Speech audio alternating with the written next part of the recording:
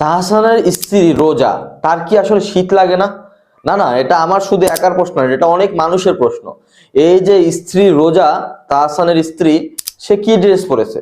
তার কি আসলে শীত নেই?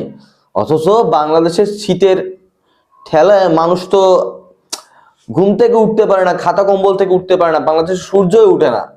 আর এদিকে তাহসানের স্ত্রী রোজা কি এমন খোলামেলা ড্রেস পরলো? হ্যাঁ, চিন্তা করছেন? আর অন্যদিকে বেচারা তাহসান মুরব্বী মানুষ, মিডিয়া জগৎ ছেড়ে কি বলেছে যে আমি নামাজ কালাম পড়বো, আল্লাহর ইবাদত করব। হ্যাঁ, কত পরেশগার ব্যক্তি। এদিকে তার বউ কি কর্মকাণ্ড করে ফেলেছে। আসলে গায়রতের একটা বিষয় আছে। হ্যাঁ, তাহসান এদিকে ভালো মন মানসিকতা নিয়ে পরিবর্তন হওয়ার চেষ্টা করতেছে, আর এদিকে তার স্ত্রী খোলামেলা পোশাক পরে শীতের মধ্যে ফটোশুট করতেছে। বিষয়টা কেমন হয়ে গেল না? আপনারা কি বলেন? তাহসানের উচিত ছিল, সে যদি নিজেকে পরিবর্তন করতে পারে তবে তার স্ত্রীকেও পরিবর্তন করতে হবে।